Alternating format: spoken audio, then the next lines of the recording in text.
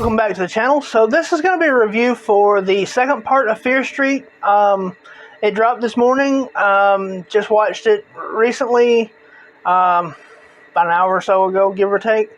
And I thought I'd give my thoughts on it. So if you want to know what I think about Fear Street 1978. Hello? It's not over. You are our last chance. How do we end this? You have to go back. To 1978. The first day of camp. So I'm back! From outer space! Looks like blood. Do you have a better idea? Maybe. Who are you? Nick Good. Bad things always happen to shady siders. You feel it, don't you? There's something holding us down. Forcing us. Run! One way or another, you're gonna die tonight. There it is. It's not just a diary, it's a map. I'm not letting you die. My sister's still out there!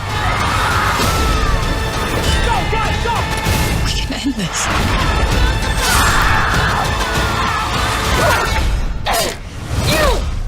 You swore. It's becoming a habit. I'll survive! I will survive! Hey,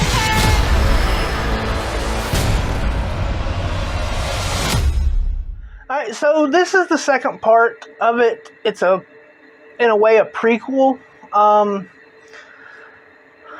This time around, we go back to one of the people who were helping the people at the kids from the first one. Goes back and tells her story. If you haven't seen the first one, please watch that one before you watch this movie. And if you haven't watched my review of it, please watch that one first, because there will be spoilers from the first movie in this review. So, the person that they talk to, they just give an initial for her first name, so that you never know what her first name is. They go into the flashback. They try really hard to hook you and bring you into the story and give you enough of this story in the first one for it to be a teaser. But they try really hard not to spoil this story too much. They did. There are several times that if you're someone who watches a lot of horror movies, you're going to catch it. The twist on this one, yeah, I kind of figured that one out. But you know, all in all, it's overall, it's a good movie. I would really say that this one's on par with the first one. It's a little bit slower paced in the middle. And I was really hoping that this was going to be more of a tribute to 70s horror, early 80s horror. Was really hoping that the slasher element would take more precedent in this one, as that was the predominant type of movies and my favorite type of movie from that era. But it doesn't. Again, it plays out very much like a tribute to the first Scream movie. Not really any of the others, just really that first Scream movie. The survivors from the first one are they're in the they bookend it.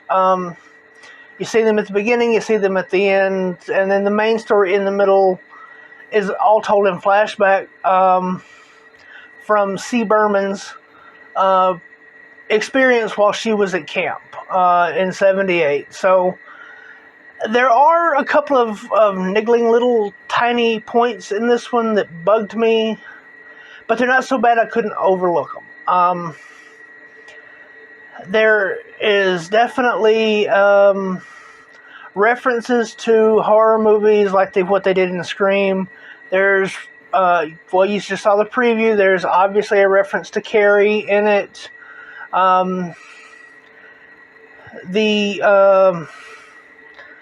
The main character in it in the flashback looks an awful lot like what, in the way that they do her hair and the little polo thing, looks an awful lot like Angela from the first Sleepaway Camp. And at points in times, I think they're trying to reference that because they give her this, because she has this blank look and kind of stares off. Person here is talking to her, she's looking slightly beside them, and you can obviously tell that she's looking slightly beside them, especially when they do the over 1 over 2 and come to that person's that's talking to her's point of view. You can tell that she's looking just slightly off from it and kind of blank. I think the nurse character was an interesting way to bring them in, to bring the kids in to this story. I liked what they did with that. That was a really good setup character. It was kind of a harbinger, kind of that trope, but not exactly. It played more directly into the storyline, and I thought they did a good job with that. The camp scenes and the camp sequences are pretty good. Definitely more of, there are actually kids at the camp, so it's not somebody who's hunting counselors. So there's definitely that feeling of risk involved in it. This one has the main characters of it, the people who are directly around them, are much more interesting to me than what the peripheral characters were in the first one.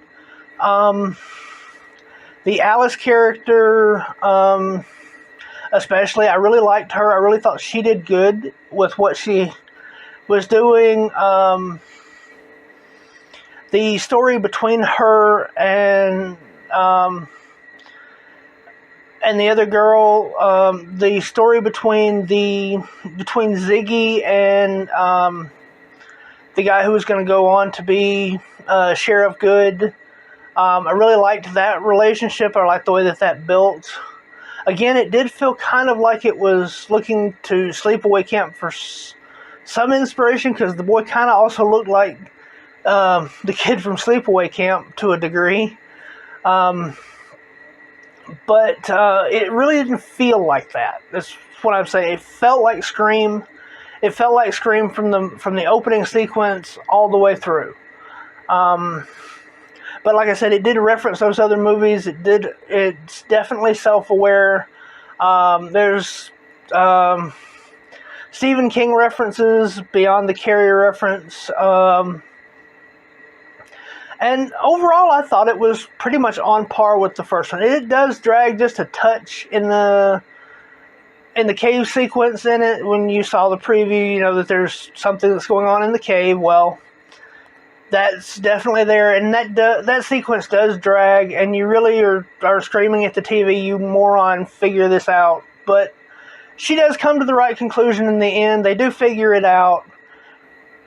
And then the twist ending on the first one was good, and I liked it. The twist ending on this one I kind of saw coming, just kind of the way it was going to go. But I really enjoyed this one. The first one is kind of mediocre. This one was much... Even though I knew what was coming, I liked the way they handled it better. And the setup for the third one, they did not give you a whole lot. There's some really quick flashes, and then, of course, what's going to be the preview for it is there, but they really don't tell you a lot.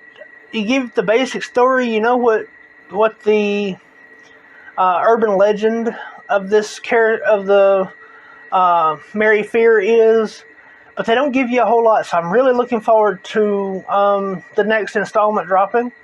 Overall, I'm going to give this one a solid B for theatrical releases, and on a Netflix scale, again, I'm going to give it an A. So that's my review on Fear Street Part 2, 1978. Thank you so much for sticking around this far.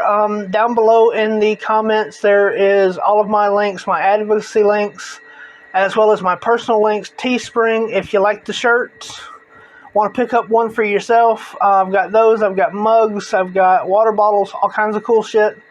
Also, there are links for Patreon, Buy Me a Coffee, Amazon wishlist, all of that stuff on it.